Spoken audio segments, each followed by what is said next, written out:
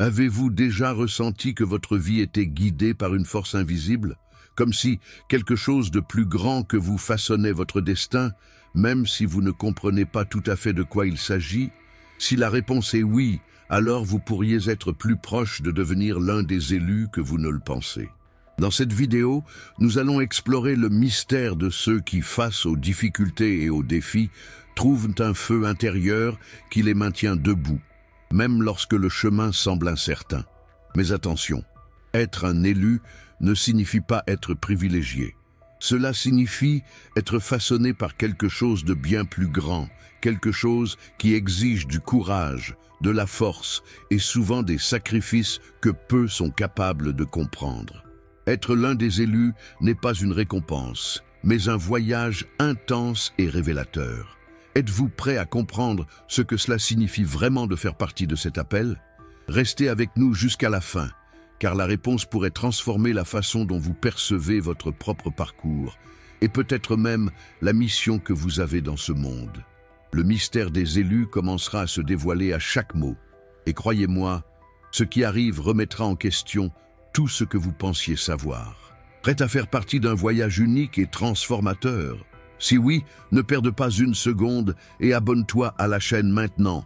En t'abonnant, tu auras accès à du contenu exclusif et profond qui pourrait changer ta manière de te voir toi-même et de voir le monde qui t'entoure. Ici, ensemble, nous explorerons le pouvoir qui réside en chacun de nous. Les méchants sont souvent invisibles à l'œil nu. Ils ne portent pas toujours de manteau noir et leurs intentions ne sont pas toujours aussi évidentes qu'on pourrait le penser. Le mal, dans le monde moderne, ne prend pas toujours la forme de ceux que l'on imagine comme les méchants classiques, mais se cache parfois derrière des apparences respectables, des titres prestigieux ou des positions de pouvoir. Ce sont ces personnes qui, parfois sans qu'on s'en rende compte, manipulent, trahissent et détruisent les vies d'autrui, tout en gardant leurs propres mains apparemment propres. Mais qui sont vraiment ces méchants? Ce sont des individus ou des groupes qui, dans leur quête de pouvoir, de richesse ou de statut, se laissent guider par des principes corrompus. Ils utilisent les autres comme des pions dans un jeu qu'ils contrôlent, n'hésitant pas à écraser ceux qui se mettent en travers de leur chemin. Ils sont souvent prêts à tout pour obtenir ce qu'ils veulent, y compris mentir, trahir et manipuler ceux qui sont autour d'eux. Leur cœur est dur, leur conscience éteinte et leurs actions sont imprégnées d'une volonté de nuire, parfois à un niveau insoupçonné. Les méchants ne se contentent pas de semer la division et la discorde.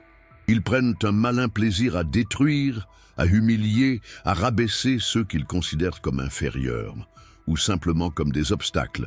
Mais la véritable question est, pourquoi font-ils cela? Pourquoi ces individus, souvent très intelligents et stratégiques, choisissent-ils de se laisser emporter par des actions malveillantes quand ils pourraient choisir la voie de la bienveillance et de la justice? La réponse réside dans l'illusion du pouvoir et de la supériorité. Ceux qui choisissent de devenir méchants croient que leur position, leur influence ou leur richesse leur confèrent une forme d'impunité, qu'ils peuvent agir sans conséquence. Ils pensent qu'ils ont le contrôle total de leur environnement, qu'ils peuvent manipuler les autres à leur guise sans jamais être exposés. Mais cette illusion est fragile et elle ne dure jamais éternellement. Le mal, aussi subtil soit-il, finit toujours par se révéler. Le problème pour les méchants, c'est qu'ils ne se rendent pas toujours compte de l'impact réel de leurs actions. Ils vivent dans un monde où ils manipulent les faits et les perceptions, où la vérité peut être distordue et où les victimes sont souvent réduites au silence. Mais dans le silence, quelque chose de puissant se produit. Dans l'ombre, Dieu voit. Il connaît chaque intention, chaque pensée, chaque action. Les méchants ne sont pas forcément des monstres, mais des individus qui se sont perdus dans leur propre recherche de pouvoir ou de satisfaction personnelle. Ils ont peut-être été blessés dans le passé ou influencés par des forces extérieures, mais cela ne justifie en rien leurs actions. La vraie question qui se pose ici est la suivante. Pourquoi continuent-ils à choisir la voie du mal? Parce qu'ils croient qu'ils peuvent s'en sortir, qu'ils sont au-dessus des lois divines, qu'ils ne sont pas responsables de leurs actes. Ils se disent que personne ne saura jamais la vérité, mais le plus grand piège dans lequel ils tombent est qu'ils se croient invisibles, tandis que la justice divine est en train de les observer. De ce point de vue, il est crucial de comprendre que même si les méchants peuvent parfois réussir à manipuler le système ou à échapper à la justice humaine, ils ne peuvent pas échapper à la vérité divine. Dieu, dans sa sagesse infinie, voit tout. Il entend tout. Chaque acte malveillant est consigné, chaque douleur infligée est notée. Rien n'échappe à sa vigilance. Le mal peut prospérer pendant un temps, mais il ne dure jamais. À la fin, la vérité éclatera, et ceux qui ont choisi de nuire devront en répondre. Cela peut sembler une promesse lointaine, mais c'est une vérité certaine. La justice divine est toujours en mouvement, même lorsque tout semble calme en surface. Ainsi, pour les méchants, la question à se poser est: jusqu'à quand croirez-vous que vos actions resteront impunies? Jusqu'à quand penserez-vous que vous pouvez échapper à la vérité? Il est temps de réfléchir à la nature de vos actes, à leur impact, et à ce que vous choisissez réellement pour votre avenir. Le mal peut sembler séduisant sur le moment, mais à la fin, la vérité vous rattrapera. Le prix à payer pour une vie de tromperie et de manipulation est toujours plus élevé que ce qu'on pourrait imaginer. Et maintenant, j'aimerais vous poser cette question. Pensez-vous qu'il est encore temps pour les méchants de changer? Ou croyez-vous que la justice divine les rattrapera bientôt? Et maintenant, j'aimerais vraiment connaître votre avis. Pensez-vous qu'il est encore possible pour les méchants de changer ou croyez-vous que la justice divine les rattrapera bientôt? Partagez vos pensées avec nous dans les commentaires et n'hésitez pas à nous dire comment vous percevez la véritable justice. À un moment donné, dans chaque histoire, il y a un tournant. Un moment où tout semble s'effondrer, où les ténèbres semblent dominer, mais où la lumière, d'une manière ou d'une autre, finit toujours par émerger. Pour les élus, ce moment arrive quand ils comprennent enfin que, malgré toutes les difficultés et les épreuves qu'ils traversent, une force bien plus grande que tout ce qu'ils peuvent imaginer veille sur eux. Cette force, c'est Dieu. Car, au-delà des mensonges des méchants, au-delà de la souffrance qu'ils subissent, il y a une vérité immuable. Dieu voit tout, et ce qu'il voit, il le comprend parfaitement. Les méchants peuvent manipuler la réalité, ils peuvent semer la confusion, créer des illusions et essayer de tordre les faits à leur avantage. Mais Dieu, lui, connaît la vérité. Il n'y a pas de secret assez sombre, de manipulation assez fine, qui puisse échapper à son regard. Chaque action, chaque mot, chaque pensée cachée dans le cœur des hommes est vue et entendue par celui qui connaît tout. Les élus, bien qu'ils aient peut-être souffert, peuvent se reposer sur cette vérité. Ils ne sont pas seuls dans leur lutte. Dieu est là, et il n'abandonne jamais ceux qui restent fidèles à sa volonté. Cette intervention divine est subtile, mais puissante. Parfois, elle se manifeste sous forme de petites coïncidences qui semblent insignifiantes, mais qui, en réalité, sont des signes de la guidance divine. Parfois, elle prend la forme d'un grand miracle qui bouleverse tout et montre que rien n'est impossible à Dieu. Que ce soit par des événements quotidiens ou des interventions extraordinaires, l'essence de la justice divine ne se mesure pas à l'échelle humaine, car ce n'est pas un processus linéaire ou immédiat. La justice de Dieu, bien qu'elle prenne du temps, est inébranlable. Il est important de comprendre que la justice divine ne fonctionne pas comme la justice humaine. Dans notre monde, nous avons tendance à penser que la justice doit être immédiate, qu'elle doit être rendue selon nos critères et à notre convenance. Mais Dieu, dans sa sagesse infinie, a un timing parfait. Il sait exactement quand agir, quand faire en sorte que la vérité éclate et que la justice se manifeste. Les méchants, qui croient qu'ils échappent à tout, ne se rendent pas compte qu'ils se trouvent en réalité sur un chemin menant à leur propre défaite. Ils ont peut-être l'impression de s'en sortir pendant un certain temps, mais chaque mensonge, chaque acte malveillant qu'ils ont semé a une conséquence qui viendra les rattraper. Et ce jour-là, ils comprendront que la justice divine ne peut être manipulée. Les élus, de leur côté, apprennent à attendre avec foi et patience. Ils savent que Dieu n'a pas abandonné sa promesse. Même lorsque tout semble aller mal, même lorsque les défis semblent insurmontables, Dieu reste fidèle. Il voit leurs souffrances, leurs luttes, leurs sacrifices. Et à son heure, il intervient. Il protège les élus des attaques des méchants. Il leur donne la force de traverser les tempêtes et de ressortir plus fort de l'autre côté. Il leur rappelle que rien n'échappe à son regard. Dans cette dynamique divine, les élus sont invités à avoir confiance en un plan plus grand. Ils ne sont pas seuls dans leur lutte, et même si la justice semble tarder à se manifester, ils doivent garder l'espoir. Chaque épreuve, chaque bataille qu'ils traversent les rapproche un peu plus de la victoire. Ils peuvent être sûrs d'une chose, Dieu ne les laissera pas tomber. La justice divine viendra et elle sera juste, puissante et immuable. Leur rôle, en attendant, est de rester fidèles à leur mission, de ne pas se laisser séduire par les mensonges des méchants, de ne pas céder à la tentation de se venger ou de se laisser abattre par l'adversité. Leur foi en Dieu, leur patience et leur persévérance sont les clés de leur victoire. Les élus, tout en traversant l'obscurité, doivent garder les yeux fixés sur la lumière qui viendra, car la lumière ne faillit jamais. Elle perce toujours les ténèbres et elle brille plus fort après chaque nuit. À ce moment précis de l'histoire, il est crucial de comprendre que la situation des élus n'est pas un accident. Leur épreuve, aussi difficile qu'elle soit, fait partie d'un plan plus vaste et plus profond. Dieu les a choisis pour une raison. Ils ne sont pas ici par hasard. Ils sont ici pour un but spécifique, un objectif qui dépasse leur compréhension immédiate. Chaque étape de leur voyage, chaque douleur qu'ils ressentent, est une partie de cette œuvre divine en cours. Alors que les méchants continuent de semer la discorde et de chercher à renverser la vérité, il est plus que jamais important pour les élus de se rappeler que tout ce qu'ils vivent a un sens. Rien n'est inutile. Leur endurance et leur foi les préparent à un moment où Dieu interviendra et restaurera l'équilibre. Ils verront, au moment où tout semble perdu, que Dieu est fidèle à ses promesses. La rédemption et la justice divine viendront à leur tour. Et si tout cela vous semble un peu difficile à croire, je vous pose cette question. Êtes-vous prêt à faire confiance à un plan plus grand, même lorsque les ténèbres semblent dominer ? À rester fidèle, même lorsque tout autour de vous semble sombrer, car c'est dans ces moments-là, justement, que Dieu montre sa grandeur. Êtes-vous prêt à embrasser cette foi inébranlable et à voir comment Dieu transforme même les pires épreuves en victoires éclatantes? Réfléchissez-y, car la suite de l'histoire pourrait bien vous surprendre. Et maintenant, dites-moi, comment réagissez-vous face à l'adversité ? Vous vous laissez abattre ou vous trouvez la force de continuer, sachant que Dieu veille sur vous?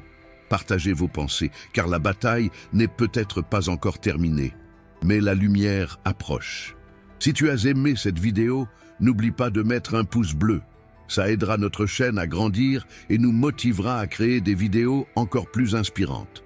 Si cette vidéo t'a touché d'une manière ou d'une autre, laisse un like maintenant. Dans les moments de lutte intense, les élus réalisent qu'ils ne sont jamais vraiment seuls. En dehors de la protection divine qui les guide et les protège, il existe un autre réseau puissant et souvent invisible, le cercle intérieur. Ce cercle, loin d'être un concept abstrait, est un véritable allié spirituel, un groupe de personnes ou même d'âmes qui se lient d'une manière profonde pour soutenir et accompagner ceux qui ont été choisis par Dieu. Ces liens ne sont pas visibles aux yeux du monde, mais ils sont plus forts que tout ce que l'on peut percevoir avec les sens humains. Le cercle intérieur est formé de ceux qui, comme les élus, ont traversé des épreuves similaires, des âmes qui ont appris à marcher dans la foi, même lorsqu'il semblait que tout était perdu. Ce cercle n'est pas basé sur des relations superficielles ou des alliances de convenance. Il est fondé sur une compréhension spirituelle profonde, une connexion basée sur la vérité divine. Ceux qui en font partie ne sont pas nécessairement des leaders ou des personnalités influentes dans le monde. Leur pouvoir réside dans leur engagement spirituel et leur capacité à soutenir les élus à travers leur lutte, parfois invisible aux yeux du monde. Mais alors, quel est le véritable rôle du cercle intérieur pour les élus? C'est un soutien à la fois spirituel et émotionnel. Lorsque les élus se trouvent seuls face à des défis apparemment insurmontables, ce cercle devient une source de réconfort et de force. Les membres du cercle intérieur ne viennent pas imposer des solutions superficielles, ni donner des conseils pratiques en fonction de leur propre expérience, mais ils viennent plutôt pour rappeler aux élus la vérité divine. Ils leur rappellent qu'il existe une force bien plus grande que les obstacles qu'ils rencontrent et que cette force est toujours avec eux. Parfois, cette aide se manifeste sous forme de prières silencieuses, d'encouragements discrets ou de conseils inspirés. Mais pour recevoir ce soutien, il faut être prêt à entrer dans ce cercle, à accepter ses principes et à s'abandonner à cette forme de soutien spirituel. Il ne s'agit pas simplement de demander de l'aide, il s'agit d'ouvrir son cœur à la guidance divine et d'être prêt à avancer, même lorsque le chemin semble incertain. Le cercle intérieur n'est pas un espace réservé aux plus forts ou aux plus pieux, mais à ceux qui cherchent sincèrement à suivre le chemin que Dieu a tracé pour eux, même si ce chemin est semé d'embûches. Le cercle intérieur est aussi un lieu de guérison. Il est composé de ceux qui ont eux-mêmes connu la souffrance et l'épreuve, et qui, par la grâce de Dieu, ont trouvé la paix intérieure et la sagesse. Ils savent qu'une partie du parcours des élus consiste à surmonter la douleur et les blessures, à se relever après chaque chute. C'est pourquoi ils sont là pour rappeler aux élus qu'il existe toujours une voie de rédemption, qu'il est toujours possible de recommencer, de se relever.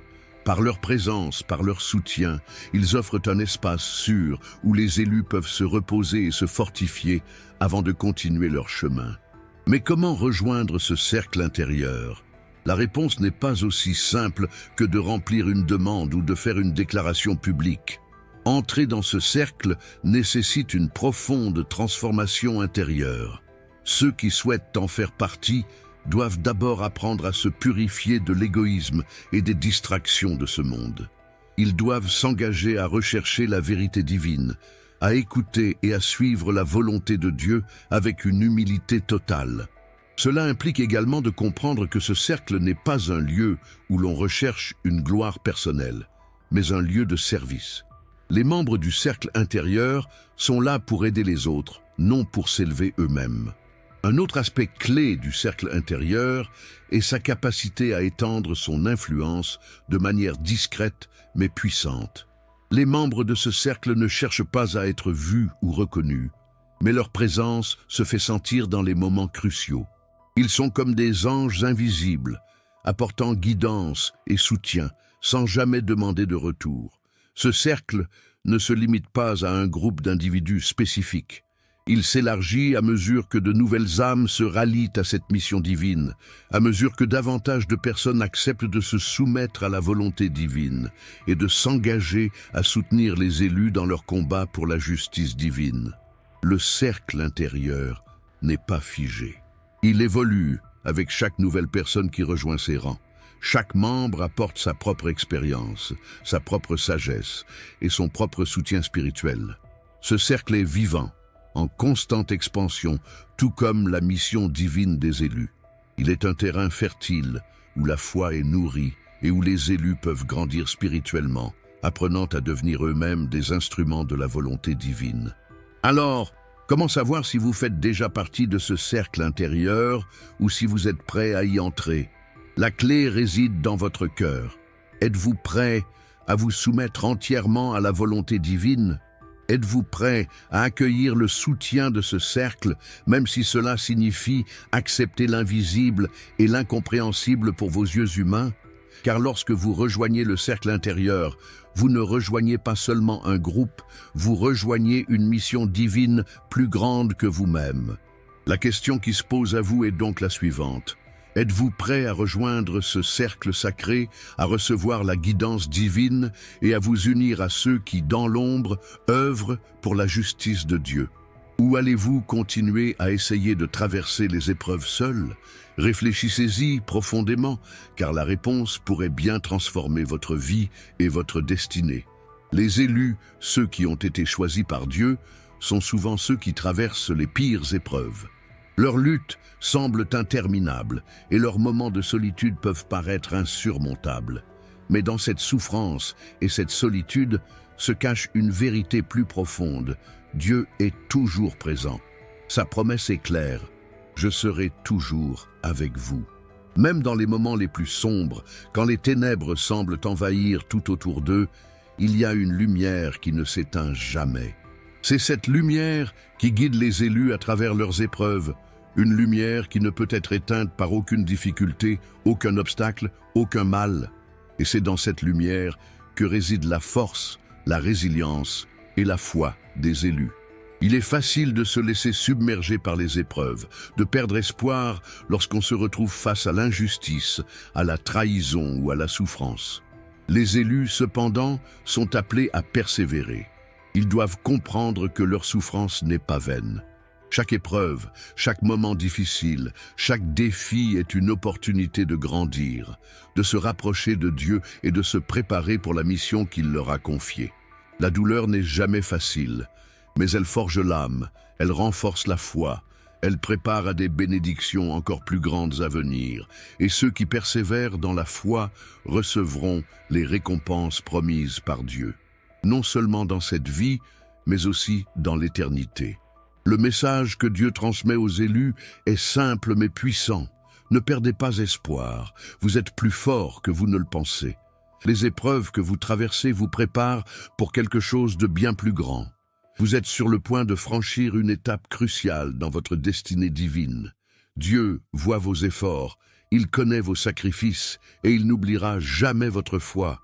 Même si les hommes peuvent vous trahir, vous juger ou vous oublier, Dieu est toujours là, prêt à vous soutenir et à vous faire triompher. Les élus sont appelés à être des témoins de la grandeur de Dieu, à montrer au monde que même face à l'adversité, il est possible de rester debout, de rester fidèle et de continuer à avancer. C'est cette fidélité qui fait d'eux des instruments puissants de la volonté divine. Cela peut paraître difficile, voire impossible à certains moments.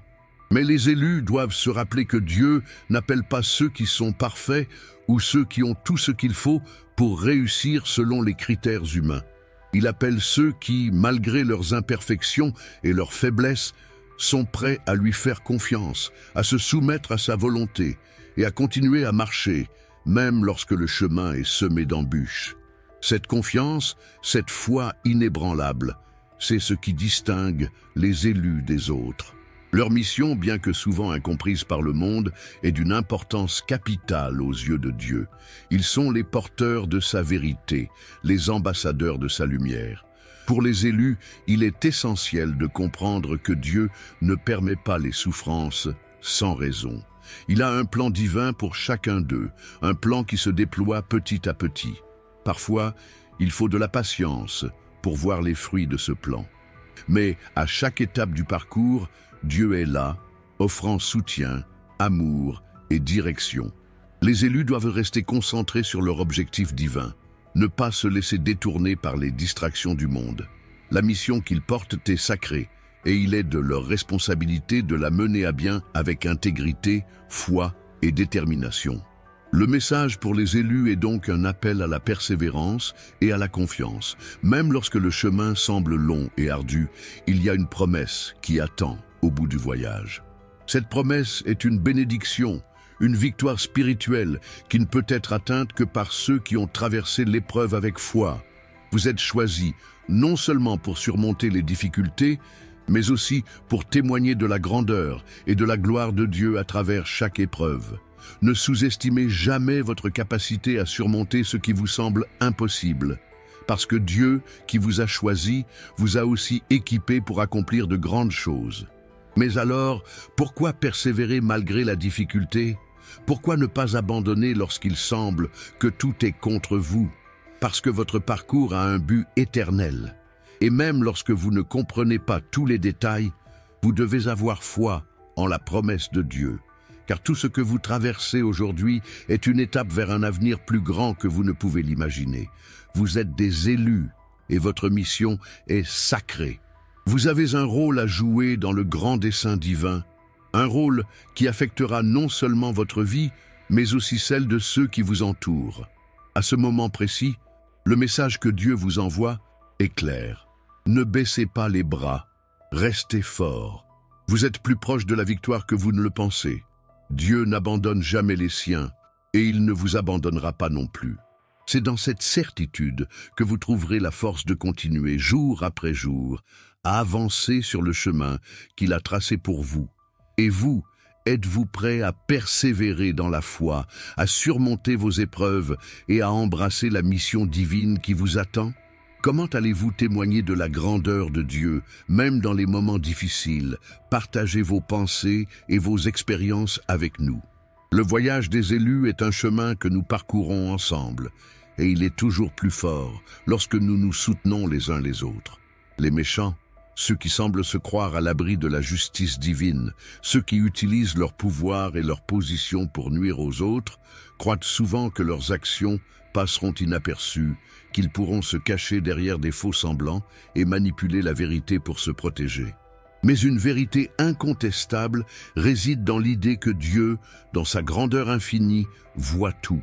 Il entend chaque soupir, chaque prière, chaque plainte de ceux qui ont été blessés, opprimés et persécutés. Rien n'échappe à la vigilance de Dieu.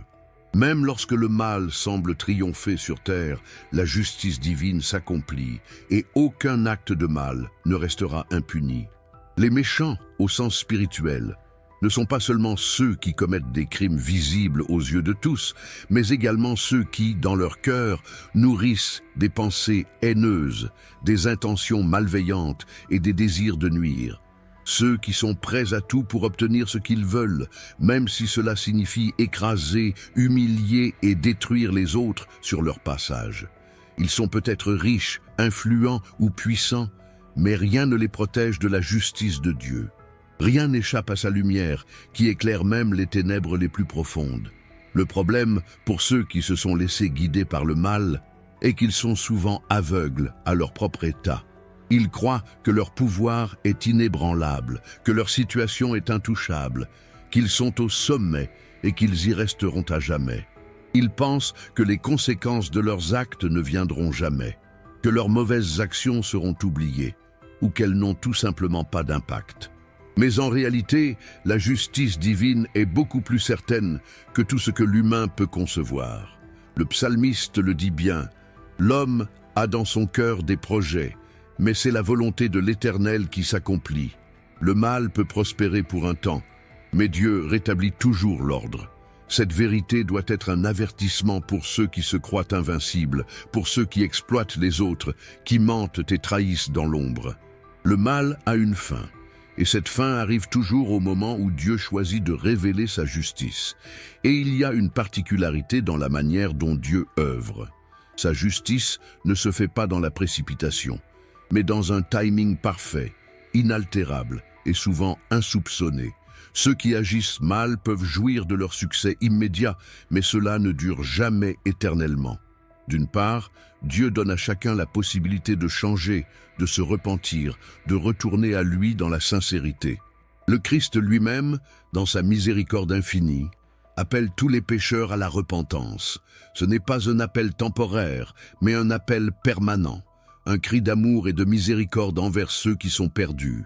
Les méchants, qui ont opprimé les autres, trahi des proches, volé, abusé de leur position ou menti de manière éhontée, ont toujours l'opportunité de changer. Mais, et c'est ici que le défi se pose, ce n'est pas un appel sans condition. La repentance exige une véritable transformation du cœur, une volonté de retourner sur le bon chemin et d'abandonner les mauvaises pratiques. L'orgueil, l'arrogance et la dureté du cœur empêchent souvent ces méchants de se réconcilier avec Dieu. Mais à ceux qui se repentent véritablement, Dieu accorde une grâce immense. Cependant, il y a une limite à cette patience divine. Si les méchants persistent dans leur conduite malhonnête, dans leur cruauté et leur arrogance, alors ils devront faire face à la justice de Dieu. Ce ne sera pas une simple punition, mais une rétribution juste et parfaite. L'injustice que les méchants ont infligée à leurs victimes sera restituée. Ce n'est pas une vengeance humaine, mais un jugement divin. La justice de Dieu est infiniment plus juste et plus équitable que toute rétribution humaine. Lorsque Dieu intervient, il le fait d'une manière qui dépasse l'entendement humain. Il ne s'agit pas simplement de rendre à chacun selon ses œuvres, mais de rétablir l'équilibre universel que le mal a brisé. Ce message de justice divine doit être compris à plusieurs niveaux. Tout d'abord, il est un appel à la repentance. Dieu est toujours prêt à pardonner à ceux qui viennent à lui avec un cœur sincère et humble, prêt à changer de direction. Mais ce message est aussi un avertissement. La justice divine ne tarde pas éternellement. Dieu, dans sa patience, laisse du temps à ceux qui pêchent pour qu'ils se réforment. Mais un jour, il viendra un moment où cette patience prendra fin. Ceux qui ne se repentent pas devront rendre des comptes. Il est écrit dans l'Évangile, selon Matthieu, « Ne vous y trompez pas, Dieu n'est pas moqué.